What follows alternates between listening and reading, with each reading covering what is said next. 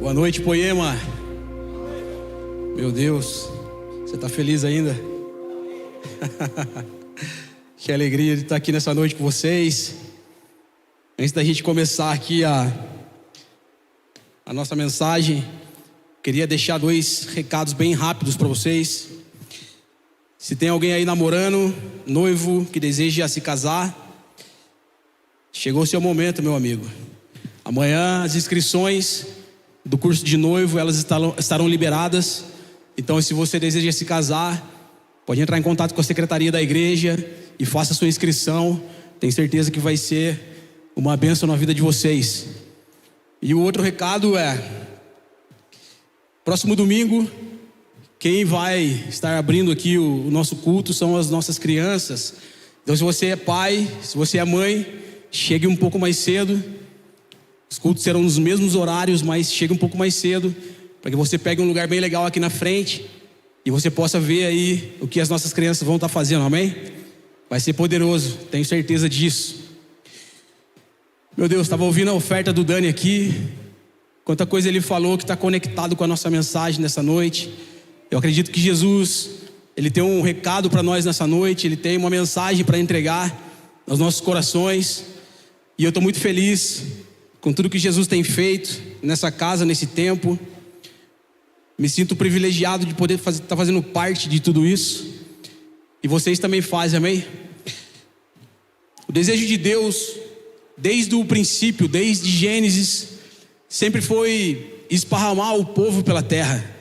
Sempre foi espalhar o seu povo pela face da terra. A gente pode ver isso, por exemplo, em Gênesis capítulo 1, versículo 28. Deus dizendo: sejam férteis, multipliquem-se, encham e subjuguem a terra.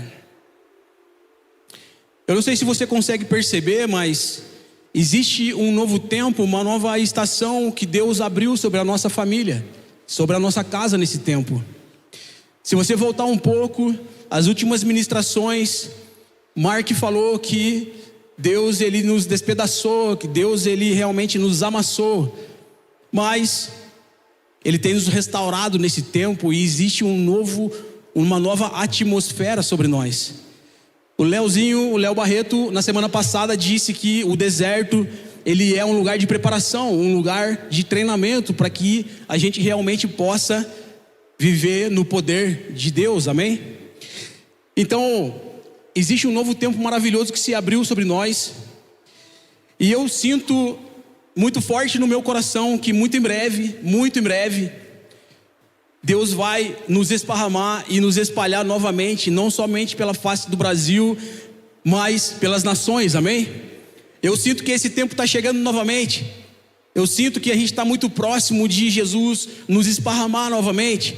Tem alguém aqui que deseja ser enviado para anunciar as boas novas do Evangelho do Reino de Deus? Levanta sua mão assim, quero ver. Tem pouca gente, né? Você que não levantou a mão, eu profetizo que você vai receber uma convocação do Espírito Santo, e você vai levantar sua mão e você vai dizer: eis-me aqui, Senhor, envia-me a mim. Jesus não chamou a gente para construir uma torre, amém?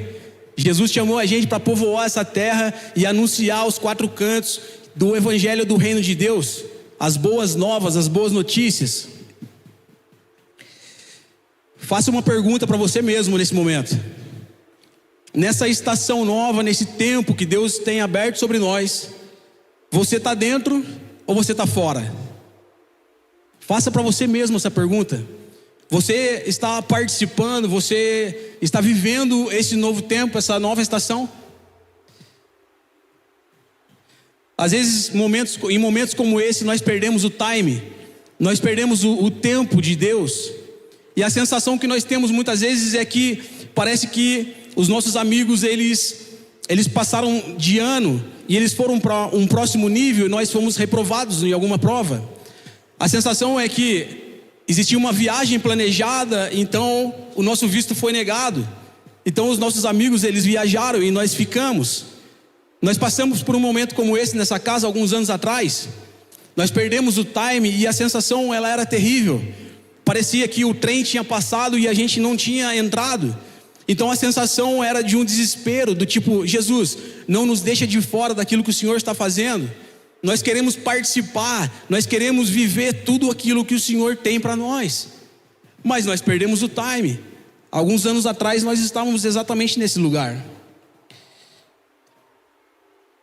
Algumas pessoas olhavam para nós e elas diziam o seguinte: nós crescemos nessa casa com vários amigos e amigas, homens e mulheres de Deus, pessoas que caminharam lado a lado com a gente, nos acolheram, nos abraçaram, cuidaram de nós, nos ensinaram tantas coisas.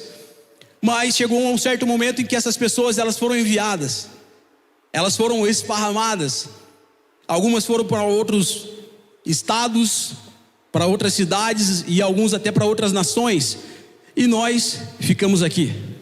Então algumas pessoas olhavam para nós e elas diziam o seguinte: eu acho que deu ruim, eu acho que eles não deram muito certo, talvez eles não tenham vingado. E essa foi uma fala comum e eu compreendo essa fala, ela não fere o meu coração, é uma ótica humana e natural. Mas eu queria que você falasse comigo agora, repete comigo essa frase do Leandro Barreto: Deus demora mais tempo te fazendo do que te usando. Essa frase nunca fez tanto sentido para mim. Faz 15 anos que eu faço parte dessa família, dessa casa. Faz 15 anos que Jesus está nos moldando, está nos amassando, está realmente nos aperfeiçoando. Faz 15 anos que nós estamos caminhando nessa casa e aprendendo com Jesus. Então essa frase, ela nunca fez tanto sentido para mim. Realmente Deus, ele demora mais tempo nos moldando, nos aperfeiçoando do que nos usando. A realidade é que o nosso coração é muito imediatista. Se você olhar para a vida de Moisés, por exemplo, o ministério de Moisés começa, ele tinha aproximadamente 80 anos. Foram 3 períodos de 40 anos que a Bíblia relata. Você imagina, irmão? Deus fala assim: ó, agora você fez 80 anos, agora você está pronto, pode começar. E às vezes pessoas como nós olhamos para 15 anos e a gente pensa: nossa, 15 anos é muito tempo. Pela ótica de Deus, são como poucos dias.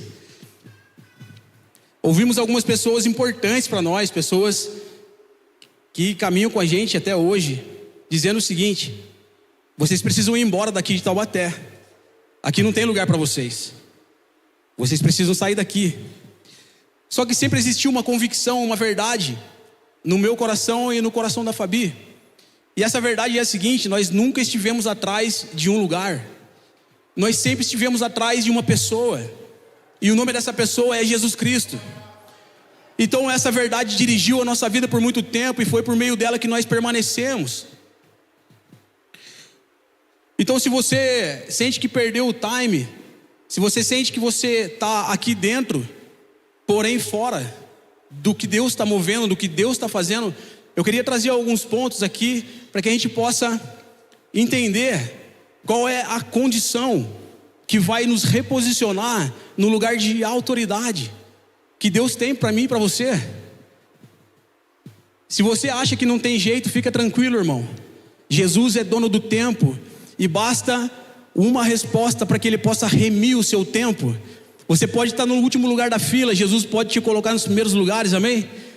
Eu creio nisso, meu amigo. Basta uma resposta certa diante de Jesus.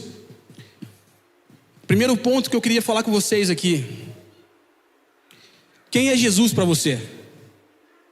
Primeiro ponto, queria que você olhasse para dentro do seu coração agora e você fizesse essa pergunta: quem é Jesus para você? Eu venho de uma família católica. Os meus pais, eles eram católicos. Então a minha mãe sempre me ensinou a andar nesse caminho. A minha mãe gostava muito de um homem aqui nessa cidade chamado Padre Marlon. Ele realizava uma missa aqui no Chafariz. E então os meus pais faleceram, meu pai e minha mãe. E eu, depois de uns 8, 9 anos, onde eu já não aguentava mais minha vida, eu comecei a pensar da seguinte maneira: se Deus não fizer alguma coisa por mim, ninguém mais pode fazer. Então eu comecei a frequentar essa missa. Eu, naquele momento, namorava a Fabienne ainda, ela era minha namorada. Então a gente começou a frequentar essa missa. E a primeira experiência que eu tive com o Espírito Santo foi nesse lugar. Um dia começou a tocar uma canção nesse lugar e eu comecei a chorar muito. E esse choro já não era um choro como de costume, um choro de dor, de sofrimento, mas era um choro que estava lavando a minha alma. Então a gente começou a ir todos os domingos nesse lugar. Um dia, quando eu chego nessa missa no mesmo horário de sempre, a missa tinha acabado. E nesse momento, alguns amigos, né? Eu tenho muitos amigos que nós caminhamos junto hoje na mesma família espiritual, mas que a gente já era amigo muito antes da Poema. O Xandão, por exemplo, o Dé, o Diego Batera, o Tomás, são meus amigos já de muitos anos. Então esses caras, eles me convidavam: Tião, você precisa conhecer a Poema, cara, vamos na Poema com a gente. E eu falava: cara, eu já estou indo na missa, deixa quieto, cara, eu não vou lá.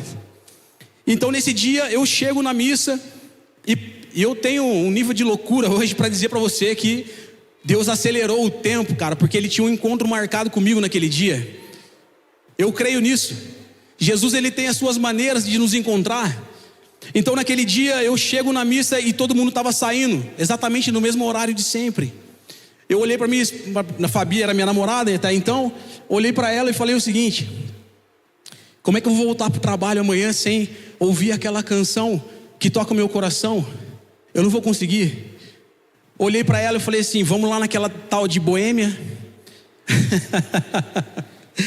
E ela falou assim: vamos, só não deixe meu pai ficar sabendo, porque eu ouvi dizer que lá é uma igreja evangélica. E eu falei: tudo bem, então vamos lá. Quando a gente chega, era ainda na frente do Bomboi, paralela à Dutra. Quando a gente chega naquele lugar, a igreja parecia tudo, menos uma igreja evangélica. Então a gente sentou um pouco no fundo, desconfiado de tudo. De repente algumas pessoas, eles começaram a se aproximar de nós, e eles perguntaram o seguinte: será que nós podemos fazer uma oração por vocês? E eu falei: por favor. E aqueles homens começaram a orar por nós. Eu não lembro quem ministrou, eu não lembro quem tocou naquele dia, mas eu sei que no meio da oração eu ouvi uma voz. Eu não sei quem era, mas um deles disse o seguinte: Deus, envia o seu anjo e arranca o sofrimento do coração dele e da casa dele. Eu saí daquele lugar da mesma maneira que eu entrei. Só que nesse momento eu morava sozinho na minha casa. Eu dormia no quarto dos meus pais. Eles já tinham falecido. Então eu dormia na cama dos meus pais. E esse era o lugar de dor, de sofrimento. Era o lugar onde eu passava madrugadas e madrugadas me drogando. Depois da morte deles eu fui dependente químico durante 9 anos. E eu sofri com depressão, com síndrome do pânico. Então aquele lugar era o lugar da minha dor, das minhas lembranças. Então eu volto para minha casa e eu estou deitado na cama dos meus pais, dormindo de madrugada.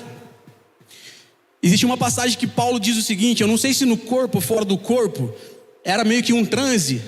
Então eu me vi de pé no quarto dos meus pais, e uma distância como daqui, nesse pedestal, eu via uma pessoa, mas eu não conseguia fixar os olhos nela, porque o seu rosto brilhava muito, e eu não conhecia a Bíblia. Então a minha explicação parecia esses holofotes de estádio. Eu não conseguia olhar no rosto, eu não conseguia ver a expressão, só via a silhueta. E essa pessoa, ela dava uns passos na minha direção bem lento, e cada passo que ela dava na minha direção, o meu peito começava a queimar demais. E junto com essa temperatura, uma alegria que eu jamais senti nada igual na minha vida começava a crescer junto. Então naquele momento algumas coisas me marcaram profundamente. E quais foram essas marcas? Uma alegria inigualável, uma luz indescritível, um silêncio profundo, uma aproximação e um fogo intenso. Foram as marcas que me pegaram nesse dia. Sabe de uma coisa? No dia seguinte, parecia que eu nunca tinha usado nenhum tipo de química. Parecia que eu nunca tinha usado cocaína. Parecia que a depressão que me perseguia durante anos já não existia mais. A crise do pânico, o desespero já tinha me abandonado. Mas eu não sabia o que estava acontecendo. Para mim foi uma experiência estranha. Então a gente começou a ir na Poema todos os domingos. E no meio de janeiro de 2010, um dia o Diego me apresenta para o Leandro, e eu começo a contar essa história. Quando eu comecei a contar essa história para o Leandro, ele ria. E eu estava meio bodinho ainda, né? Não tinha me convertido. Então eu falei: por que você está rindo? Aí ele falou assim: não, cara, porque essa sua descrição, essa pessoa que você está me contando é Jesus. Aí eu falei: deve ter sido, irmão, porque foi muito louco, foi muito doido. Então, a partir dali a gente começou a ir na Poema e começamos a caminhar com a família, e eu comecei a desenvolver um relacionamento com as Escrituras.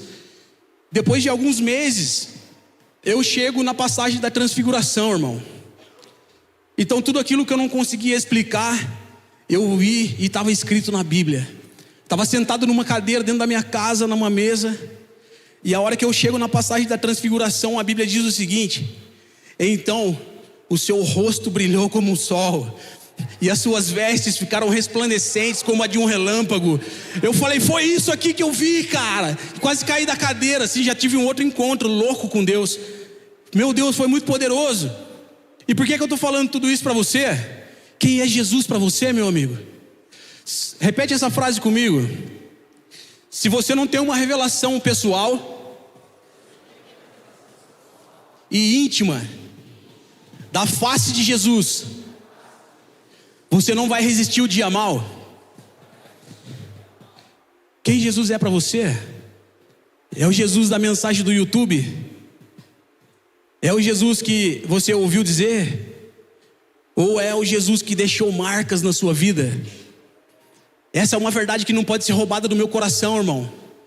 Não adianta, não importa a situação, não importa o que falem para mim. Isso não foi uma história que eu ouvi. Jesus foi me visitar no lugar da minha dor. E sabe de uma coisa? Era um culto comum. Parecia um culto comum como esse aqui, ó. Parecia mais um culto. Sabe por que eu estou dizendo isso para você? Pode ser que esse seja o culto da sua vida. Jesus pode visitar você na sua casa nessa noite, você crê? Jesus pode visitar você no seu carro. Jesus pode visitar você onde você estiver. Jesus pode te pegar aqui no meio desse culto, e a sua vida nunca mais será a mesma. Eu creio nisso com todo o meu coração, meu amigo. Isso não é uma história apenas, isso é real. Então, quando falavam pra gente, vocês têm que ir embora daqui, eu falava, mas eu não estou atrás de um lugar. Eu sempre estive atrás de uma pessoa. Um outro ponto que eu queria trazer: às vezes a gente acha que mudando de geografia as coisas vão mudar. Não é verdade? Às vezes a gente acha, você começa a ver a condição do Brasil, a realidade do Brasil, e você fala, eu vou me mudar para um país de primeiro mundo. E você tem a ilusão de que a sua vida vai ser diferente, que a sua vida vai ser outra. Mentira, irmão. Mudar de país não muda a sua vida. Quem muda a sua vida, o que muda a sua vida é o encontro genuíno e verdadeiro com a pessoa de Jesus Cristo. É isso que vai transformar a nossa vida para sempre. Não é um país, não é uma cidade. Existe um texto que está em Êxodo capítulo 5.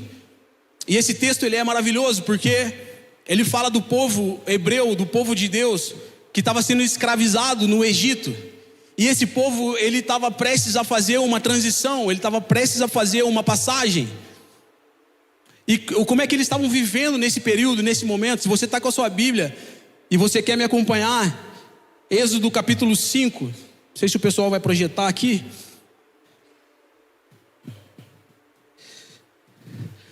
Êxodo capítulo 5. Depois disso, Moisés e Arão foram falar com o faraó e disseram: assim diz o Senhor, o Deus de Israel: deixe o meu povo ir para celebrar uma festa no deserto. O faraó respondeu: quem é o Senhor para que eu lhe obedeça e deixe Israel sair? Não conheço o Senhor e não deixarei Israel sair. Eles insistiram: o Deus dos hebreus veio ao nosso encontro. Agora permite-nos caminhar 3 dias no deserto para oferecer sacrifícios ao Senhor, o nosso Deus. Caso contrário, ele nos atingirá com pragas ou com a espada. Mas o rei do Egito respondeu: Moisés e Arão, por que vocês estão fazendo o povo interromper suas tarefas? Voltem ao trabalho. E acrescentou: essa gente já é tão numerosa e você ainda os fazem parar de trabalhar? No mesmo dia o faraó deu a seguinte ordem aos feitores e capatazes responsáveis pelo povo: não forneçam mais palha ao povo para fazer tijolos, como faziam antes. Eles que tratem de ajuntar palha, mas exijam que continuem a trazer a mesma quantidade de tijolos. Não reduzam a cota. são preguiçosos e por isso estão clamando: iremos oferecer sacrifícios ao nosso Deus. Aumente a carga de trabalho desses homens, dessa gente, para que se cumpram suas tarefas e não deem atenção a mentiras. Existem duas falas do faraó aqui que elas realmente me pegam muito. A primeira fala foi a seguinte: Faraó, ele diz: Moisés, esse povo já é numeroso demais e você ainda quer que eles interrompam o trabalho? Ou seja, mantenha esse povo bem ocupado, trabalhando bastante, porque assim eles não irão se multiplicar, porque assim eles não irão se esparramar pela terra. Essa foi a primeira fala. A segunda fala foi: aumenta a carga de trabalho desses homens, para que eles não deem atenção a mentiras. Mas que mentiras eram essas? Celebrar uma festa para Deus, apresentar as ofertas, os sacrifícios, tudo isso fala de princípio de ordem espiritual, irmão. São princípios eternos. Então, sabe de uma coisa? Eu acredito que o que Faraó ele queria era colocar em xeque tudo aquilo que Deus já tinha falado. Deus poderia ou não poderia tirar aquele povo no estalar de dedos do Egito? Ele poderia. Ele é todo poderoso, ele é soberano. Ele poderia simplesmente tirar o povo de uma só vez. Mas ele disse: deixa o meu povo celebrar uma festa primeiro. Deixa o meu povo apresentar as ofertas primeiro. Sabe por quê?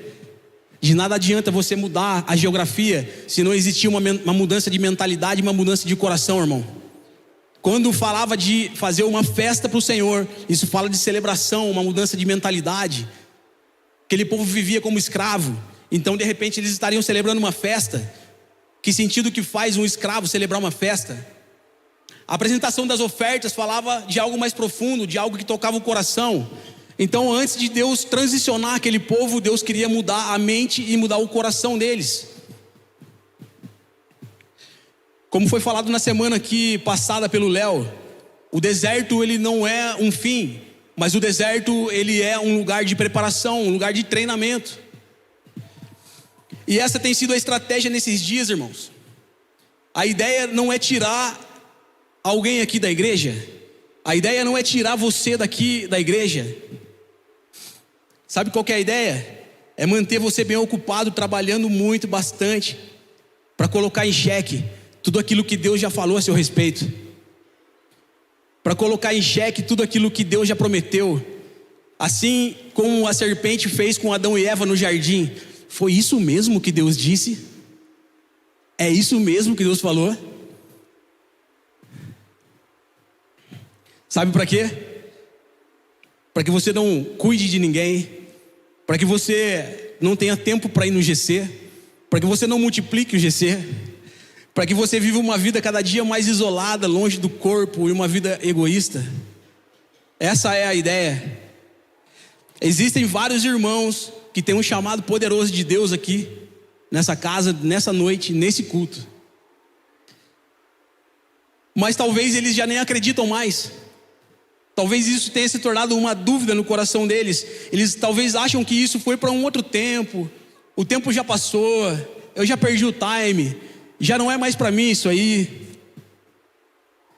E muitos deles, eles acabaram vivendo frustrados aqui dentro. Estão dentro, porém fora. Como se a mensagem do evangelho se tornasse uma dúvida. Em alguns casos até mesmo uma mentira. Só que eu queria dizer para você, meu amigo, ainda dá tempo. A palavra que Deus liberou sobre a sua vida continua intacta. A palavra que Deus liberou, a promessa que Deus fez, o chamado que Deus tem sobre a sua vida, ele permanece inabalável. Jesus continua olhando para você e continua desejando uma resposta sua, um posicionamento seu, e ele deseja reposicionar você no lugar que ele tem reservado para você. Aleluia. Não é através do nosso serviço, irmãos. Não é através do que nós fazemos. Não é através dos nossos contatos, da nossa vida financeira. Não é através de uma vida perfeita. É por meio de uma condição de coração. Existe um texto em Eclesiastes, capítulo 2, versículo 26, que diz o seguinte. Esse texto é maravilhoso. Salomão diz: ao homem que o agrada, Deus dá sabedoria, conhecimento e felicidade. Quanto ao pecador, Deus o encarrega de ajuntar e armazenar riquezas para entregá-las a quem o agrada. Quem é você nessa história, irmão? Salomão está dizendo que basicamente existem dois tipos de pessoas. Existem aqueles que gastam a sua vida para agradar o coração de Deus, e existem as pessoas que estão encarregadas de ajuntar e armazenar riquezas para no final das contas entregar na mão daqueles que o agradam. Quem é você nessa história? Alguns anos atrás, em 2010, eu tive esse encontro com Jesus, e Jesus me curou completamente do pânico, da depressão, como eu falei aqui. E quando eu voltei em 2010, eu comecei a trabalhar numa empresa de engenharia e projeto aeronáutico, aqui em São José dos Campos. E durante uns 7 anos, eu caminhando dentro dessa casa com essa família e trabalhando nessa empresa, a minha fala era essa: Jesus, o meu trabalho é seu, o meu dinheiro é seu. Jesus, eu quero te agradar. Jesus, eu dependo completamente do Senhor para todas as coisas. Essa sempre foi a minha fala. Falava: Jesus, o Senhor é o centro. Passaram-se 7 anos. Em 2017, eu entro na empresa, e quando eu sento na minha mesa, tudo começou a rodar, e eu comecei a ficar com falta de ar. Comecei a ficar desesperado, chorando muito, não conseguia ficar sentado na minha mesa. Eu já reconhecia aqueles sintomas. Era uma crise de pânico de novo que eu estava tendo. E então alguma coisa começou a bugar minha mente, porque eu falei: Jesus, o Senhor não tinha me curado? O Senhor não tinha já me libertado disso? Eu comecei a ver que a gestão da empresa estava indo por água abaixo. A administração daquela empresa estava indo por água abaixo. Então eu já meio que imaginava onde isso ia dar. Então nesse dia, quando eu tive essa crise, eu falei: Jesus, o que é que está acontecendo comigo? Fiquei algumas semanas daquela maneira. E então os caras me chamaram numa sala depois de 1 mês, 2 meses, e eles falaram o seguinte: a partir de hoje você está desligado da empresa, você não faz mais parte do quadro de funcionários, e tudo que você precisa receber, você vai receber em tal dia. E foi um desligamento extremamente difícil, irmão. Muito complicado, porque são meus amigos, os donos. Graças a Deus hoje a gente está bem, está tudo resolvido. Mas naquele momento eu fiquei sem chão, sem rumo, assim, perdido completamente, estagnado emocionalmente. E então o Henrique Prado, meu amigo, chegou e disse o seguinte: Tiãozão, você precisa ler esse livro, cara. E a hora que eu vi o livro, o tema do livro já me confrontou, porque o tema do livro era falsos deuses. E eu falei: Henrique, mas eu não tenho problema com idolatria, eu não tenho problema com estátuas, com imagens, com essas coisas, eu não tenho. Mas o Espírito Santo começou a ministrar o meu coração, e ele começou a dizer o seguinte: a idolatria, ela vai muito além do que você imagina, ela é mais profunda do que você pode imaginar. Comece a ler esse livro que eu vou falar com você. Então eu comecei a ler aquele livro, e então eu cheguei numa parte desse livro que dizia o seguinte: alguns problemas psicológicos que a gente carrega não passam de simples idolatria. Daí eu falei: Jesus, mas eu não sou idólatra. E aí o Espírito Santo começou a me mostrar algumas coisas. Existe um trono no nosso coração, irmão, que deveria ser só de Jesus. Jesus deveria ser o centro. Esse trono deveria ser só dele. E sabe de uma coisa? Quando eu comecei a perceber que a minha reputação, que o meu dinheiro, o meu status, a minha situação ali financeira, social, a minha profissão começou a correr um certo risco, isso ativou dentro de mim o pânico, isso ativou dentro de mim um desespero. E sabe o que foi incrível? É como um terremoto que Deus permite. E sabe o que esse terremoto ele faz? Ele começa a chacoalhar esse trono para que tudo aquilo que não é o Cristo caia desse trono e que permaneça só Jesus dentro desse trono. E aí Jesus me disse o seguinte: para muitas pessoas a crise de ansiedade, o pânico, talvez eles pensam que não existe cura para isso. Muitas pessoas elas pensam que elas vão administrar isso para sempre. Mas deixa eu te falar uma coisa: A crise de ansiedade e o pânico é como uma febre, são como sinais que apontam para uma nova vida, para uma transição, para um novo lugar, livre daquilo que te aprisiona, livre dos seus ídolos, para que reste somente Jesus nesse trono. Então eu não sei se você tem passado por algum tipo de ansiedade, de pânico nesse momento, e você de repente pensa que vai ter que conviver com isso para sempre. Deixa eu te falar uma coisa, talvez você está prestes a passar por uma transição, meu amigo. E essa transição tem a ver de um lugar de escravidão para um lugar de uma vida livre daquilo que te aprisiona, livre dos seus ídolos, aleluia.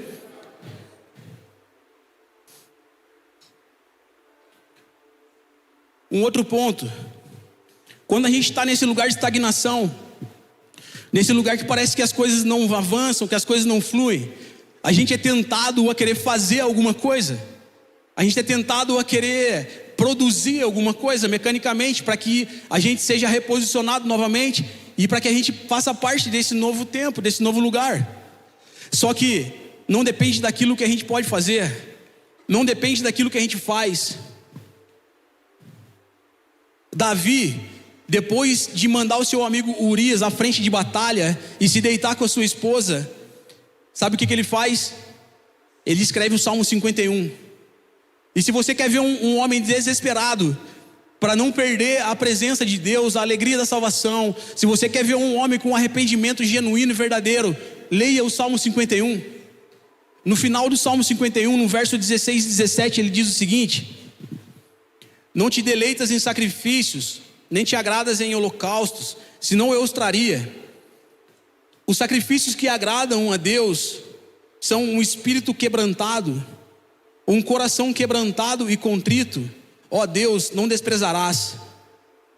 Hoje pela manhã, a Hannah, esposa do Israel, fez a abertura desse culto. E eu acho muito poderoso quando Jesus ele vai conectando a abertura, a oferta com a mensagem. Tudo está falando da mesma coisa. E o que ela disse hoje nessa manhã foi: de nada adianta a gente rasgar as nossas vestes e não rasgar o nosso coração. Rasgar as vestes fala do quê? Fala de uma aparência externa apenas. Agora rasgar o coração fala de você colocar para fora aquilo que te envergonha, colocar para fora as suas fraquezas, os seus medos. Não dá mais, irmão, para a gente viver uma vida superficial. Não se trata de performance, não se trata, sabe, cara, de você ter um network, não se trata disso. Se trata da gente viver como uma família verdadeira, não perfeita. Uma família que tem coragem de expor as suas fraquezas, de expor, cara, as suas mazelas, os seus medos. Quanto tempo faz que você não pede oração, cara? Quanto tempo faz que você não chora no ombro de alguém? Quanto tempo faz que você não fala: eu não aguento mais, me ajuda por favor, ora por mim? E aí você chora, mas essa tristeza parece que não leva a um arrependimento.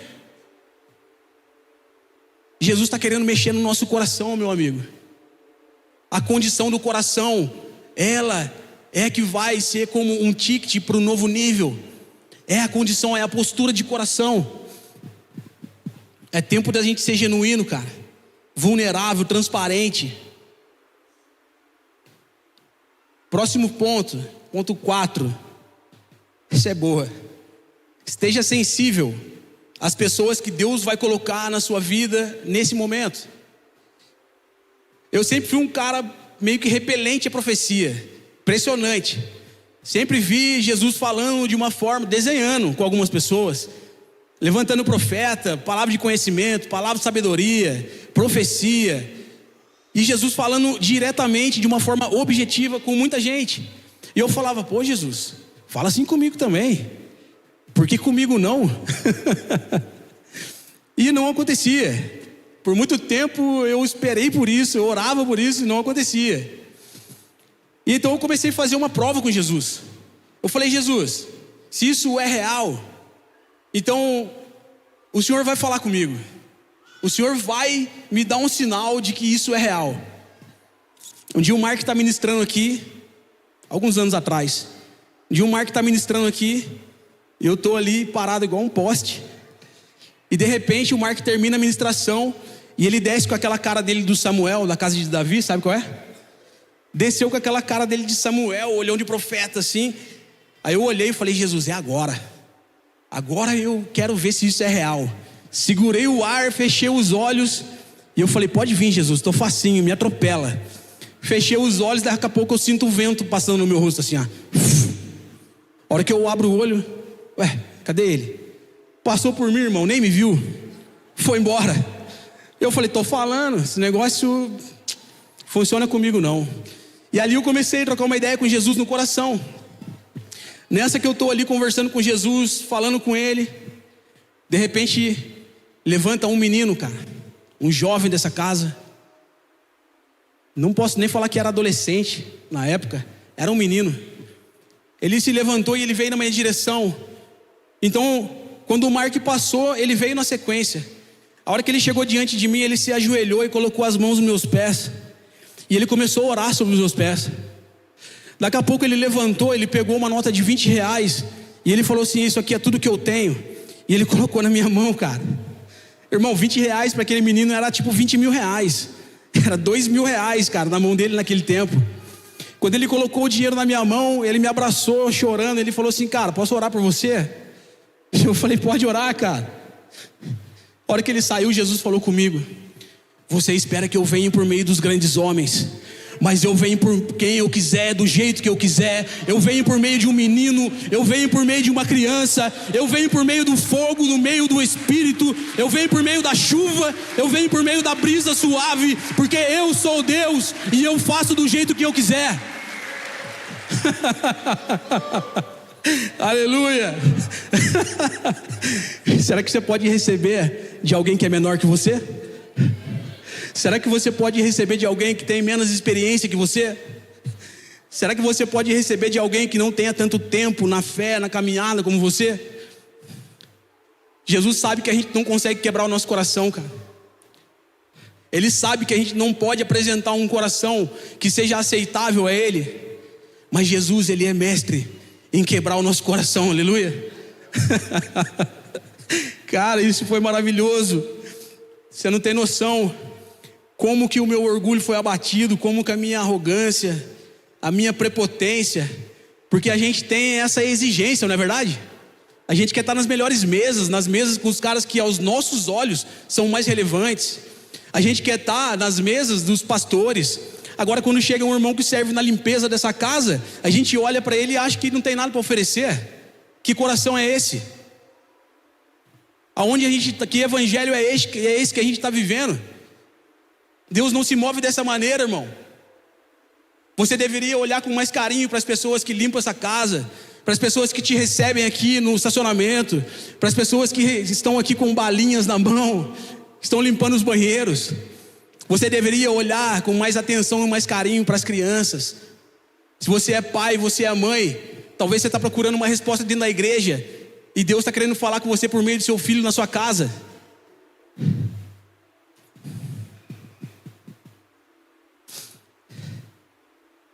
Quinto e último ponto. Nosso coração é idólatra, irmão. Nós carregamos muita idolatria no nosso coração. Nós exigimos que muitas vezes Jesus faça do nosso jeito e não do dele. Nosso coração é grande demais às vezes. Quinto e último ponto. Eu queria encorajar você. Se você ainda não foi despertado para isso, eu queria que você olhasse com atenção e com carinho para o que Deus está fazendo no Poeminhas, para o que Deus está fazendo na base, para o que Deus está fazendo no Influa. Sabe por quê? Os grandes avivamentos, os maiores avivamentos da história, eles aconteceram por meio de jovens que tinham um coração desesperado pela presença de Jesus. Eles estavam portando algo fresco, novo, genuíno. Será que a gente consegue discernir e perceber um jovem que está carregando hoje uma porção genuína e fresca, e receber desse jovem? Algum tempo atrás, quando a gente estava nesse lugar de estagnação, nesse lugar difícil de transição, Jesus começou a conectar a gente com alguns jovens dessa casa. E eu não acredito que isso seja uma doutrina, eu não acredito que esse seja um caminho padrão, mas E Jesus começou a conectar a gente de uma forma orgânica com alguns jovens desse lugar. E eu confesso para você que em alguns momentos, em algumas comunhões que a gente estava junto, eu até comecei a pensar: meu Deus, que quinta série, não aguento mais isso. Mas aí o Espírito Santo começou a falar comigo: você é madurão, né? Você amadureceu bastante. Só que os processos que você viveu tornou o seu coração amargo, rígido, inflexível. E você já não consegue desfrutar de uma leveza, de uma alegria num ambiente como esse. Será que você pode receber algo fresco que eu posso trazer sobre a sua vida? E eu falei: amém, Jesus, estou até gostando já do ambiente aqui. Mudou, está até legal. Eu já falei isso aqui uma vez e eu acho que vale a pena repetir. Existe um casal desse lugar que tem idade para ser nossos filhos. E um dia a gente estava sentado na mesa desse casal. E a menina perguntou: quanto tempo vocês estão juntos, você e a Fabi? E eu falei: 22 anos. Isso já tem um tempo. 22 anos, legal. De repente ela começa a fazer uma conta assim: desde 2002? E eu falei: é. Aí ela: nossa, eu nasci esse ano. Aí a Fabi olhou para mim assim: nossa, vamos embora daqui, cara, acho que a gente está muito velho. E aí o marido dela olhou e falou o seguinte: não é normal pessoas como vocês sentados na mesa de dois meninos como a gente. Eu conheço um pouco a história de vocês, e vocês ouvindo a gente dessa maneira. E aí esse cara, ele falou uma frase que marcou muito nosso coração: que não existe humildade num jovem aprendendo com um velho, mas com certeza há num velho aprendendo com um jovem. Sabe o que eu queria dizer para você? Não foi eu que trouxe uma medida de humildade para o meu coração. Todo aquele deserto que eu estava passando, toda aquela estagnação, aquela luta e dificuldade que eu estava vivendo naquele deserto, foi quebrando o meu coração aos poucos. Então já não era mais tão exigente assim. Eu já não tinha mais aquela audácia de falar: Jesus, é isso ou aquilo. A pergunta mudou: Jesus, por onde é? Quem é? Como é que eu faço? A guarda baixou, irmão. A guarda baixou. Existe um texto que está em Malaquias 4, versículo 6. Ele fará com que os corações dos pais se voltem para seus filhos, e os corações dos filhos para seus pais. Do contrário, eu virei e castigarei a terra com maldição. Eu realmente acredito, meus amigos, que Jesus, ele deseja renovar a nossa mente, o nosso coração. E olhando para esses 5 pontos aqui, existem realmente algumas verdades que podem mudar a nossa vida. Se você olhar para esses 5 pontos e você perseguir eles, você vai descobrir uma coisa: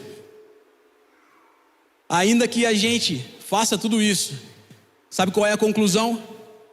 De que ainda assim nós não conseguiremos um coração que seja aprovado, um coração que seja aceitável. Ainda assim a gente não vai conseguir. Então, como é que nós podemos ter uma postura de coração que nos leva para o próximo nível? Eu queria que o louvor subisse aqui para me ajudar.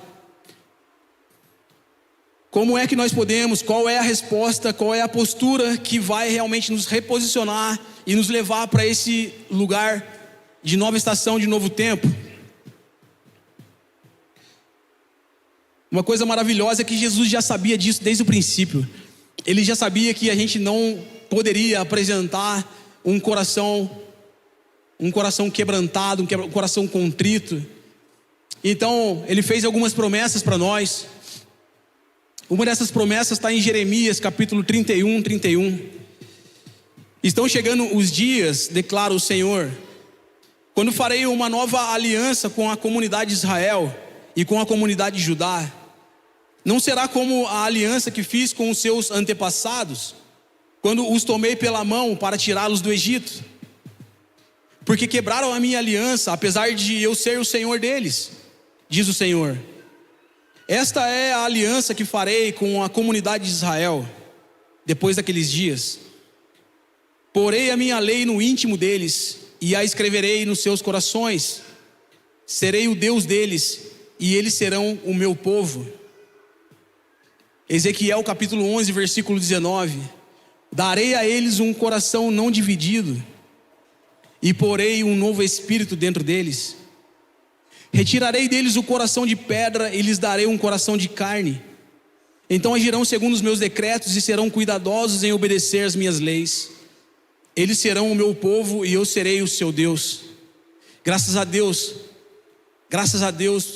que Jesus, desde o princípio, Ele já sabia que era impossível essa nossa aproximação, que era impossível com que a gente pudesse ofertar alguma coisa que fosse aceitável. A única maneira que nós podemos oferecer um coração que agrade a Jesus é sendo genuíno, verdadeiro, transparente. E eu queria encerrar contando um testemunho. Lembra que eu falei que eu fui desligado daquela empresa e que esse desligamento ele foi muito complicado? Realmente isso gerou alguns traumas, algumas marcas em nós, e a gente ficou muito mal. Nós passamos por um período bem complicado. E como eu disse, os donos são os meus irmãos, são meus amigos, hoje ainda mais. Mas por um período eu não conseguia conversar com eles, eu não conseguia resolver essa situação. O principal deles ensinou na mesa da casa dele o que era batismo para mim. O primeiro cara que me levou para um GC foi ele. E de repente a gente passou por uma situação como essa. Um dia eu entro aqui nesse lugar, depois de meses, depois de 7, 8 meses, sem conseguir resolver essa situação, sem conseguir falar com eles. Coração duro, fechado, dolorido, doendo, sofrendo. Eu entro nessa casa e ele estava parado ali naquela parede preta. Eu passo na frente dele, irmão, e eu não conseguia olhar no rosto dele. Sentei no meu lugar com a minha esposa, sentado, coração duro, fechado, frio. Não conseguia sentir a presença de Deus, não conseguia chorar, não conseguia me mover. Meu coração estava zoado. O Fabi pediu uma água. Pega uma água, por favor. Fui lá pegar uma água, passei novamente na frente dele e não conseguia olhar para ele. Voltei de novo, passei na frente dele e não conseguia olhar para ele. Eu vou confessar meu coração para você, irmão. Minha vontade era bater nele. Minha vontade era bater nele, no irmão e na família dele. Nossa natureza caída, ela é terrível, né? Confessando meu coração. Quando eu sentei no meu lugar, parecia que o Espírito Santo tinha parado na minha frente assim. E ele não falou nada. Só parou na minha frente. E parece que eu recebi uma transferência. Eu levantei do meu lugar, a Fabi falou: onde você vai? Eu falei: espera aí, eu não consigo falar, espera aí. Então eu fui na direção dele, cara. Quando eu cheguei perto dele, ele já fez assim, achou que eu ia brigar com ele. Ele estava com a filhinha no colo. De repente eu cheguei diante dele e eu falei assim, irmão, posso te pedir uma coisa, cara? Aí ele falou: fala. Tem como você fazer uma oração por mim, irmão? Meu coração tá zoado, cara. Eu tô quebrado, irmão, eu tô mal, velho. Tô sofrendo. Eu não consigo mais nem sentir a presença de Deus. Ora por mim, velho. Ele colocou a filhinha dele no colo da cunhada dele, me abraçou e começou a chorar, velho. Tremia assim, chorava. Começou a pedir perdão, falando assim: me perdoa, a gente não queria ter errado com você. Jesus, devolve para ele em dobro, Jesus, tudo que ele perdeu. E cara, a hora que ele terminou aquela oração, a gente cresceu na mesma rua. Na verdade a gente não cresceu muito, né? Mas a gente morou na mesma rua desde criança. Jogava bola na rua, empinava pipa. A hora que ele terminou aquela oração, eu coloquei a mão no ombro dele. Eu falei: irmão, quando nós era moleque, nós era tudo Zé Ruela. A gente era feliz, cara. A gente não tinha nada, a gente era feliz. Esquece esse negócio, velho. A hora que eu voltei pro meu lugar, eu sentei na cadeira, eu chorei do começo até o final daquela ministração, como foram nos primeiros dias, cara. Você está entendendo, irmão? Talvez a condição de coração seja um posicionamento, uma resposta. Talvez seja um pedido de ajuda, um pedido de perdão. Eu queria que você ficasse de pé agora no seu lugar. E Jesus sabe que eu não fui até Ele porque eu sou bom. Jesus sabe que eu não fui até Ele e pedi a oração porque, eu sou de Jesus, eu sou de Deus. Nada, cara. Pelo contrário, a minha vontade era brigar com eles.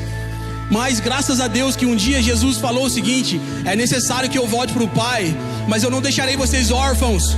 Eu enviarei o meu Espírito, o Espírito que o mundo não pode receber, mas vocês receberão. E o meu Espírito convencerá vocês do juízo, da justiça e do pecado.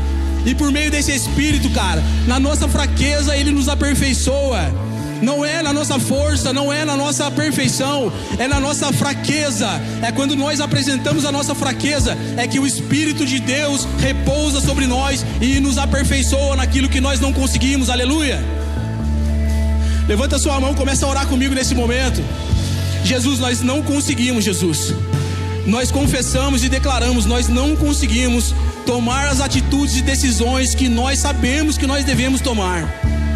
Mas nós temos uma medida de fé no nosso coração, de que nós somos templo do seu Espírito, e por meio desse Espírito nós somos capazes, Senhor Jesus, de nos posicionarmos, de tomarmos decisões contrárias à nossa natureza, decisões essas, Senhor Jesus, que vão cooperar para que o nosso coração volte para esse lugar dos primeiros dias, volte para esse lugar de quebrantamento, de sensibilidade, um coração que é capaz de te obedecer, um coração que é capaz de te sentir, Jesus. Se existem pessoas que estão aqui com o coração petrificado, pessoas aqui que estão com o coração duro, sofrendo e não conseguem se mover, estão estagnados. Pessoas aqui, Senhor Jesus, que estão vendo a nuvem se mover e elas ficaram para trás, e elas já têm um sentimento do tipo: já não resta mais esperança para mim. Entra nesse lugar agora, Espírito Santo de Deus, e traz vida, traz esperança, traz coragem, Senhor Jesus. Traz, Senhor Jesus, nesse momento agora ousadia sobre o nosso coração. Eu profetizo e declaro vida sobre a sua igreja. Eu profetizo e declaro vida sobre os corações aqui nessa noite, Pai. Nós vamos viver tudo aquilo que o Senhor tem para nós. Não vai ficar ninguém de fora, porque o Senhor disse que o Senhor não se agrada nem na perda do ímpio, mas na perda da família. Então eu oro nesse momento e eu clamo: libera o seu sangue sobre a sua igreja. Vem, Espírito Santo de Deus, nos convencendo, Pai. Vem, Espírito Santo de Deus, nos convencendo que não existe lugar mais para uma vida superficial. Não existe lugar mais para uma vida plástica, uma vida fake. Nós queremos ser verdadeiros, genuínos. Nós queremos ser transparentes, vulneráveis. Viver uma vida verdadeira e real nas mesas aonde as coisas acontecem, Jesus. Faz isso sobre nós nessa noite, Pai. Nós clamamos, Senhor Jesus, nós suplicamos. Venha sobre nós com a sua graça, com o seu favor e com a sua misericórdia, Pai. Pelo poder do sangue de Jesus e pelo poder do nome de Jesus, Senhor. Nós te honramos nesse lugar, Jesus. Nós te adoramos, Jesus. Nós honramos a sua presença nesse lugar. Louvado seja o seu nome, Jesus. Louvado seja o seu nome, Senhor Jesus.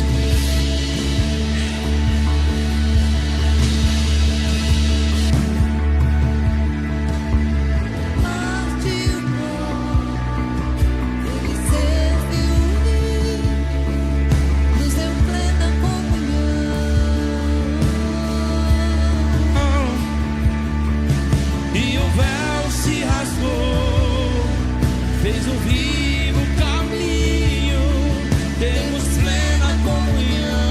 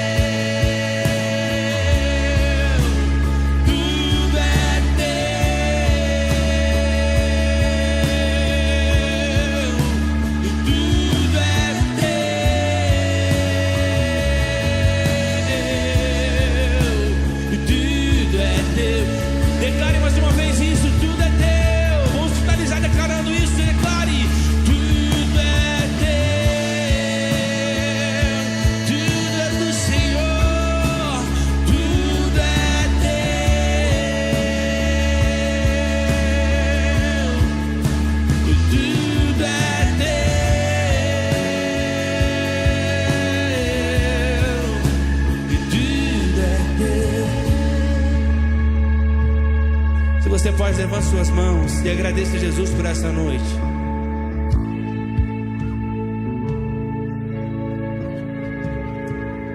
Obrigado, Jesus, porque a sua palavra é a verdade que nos transforma.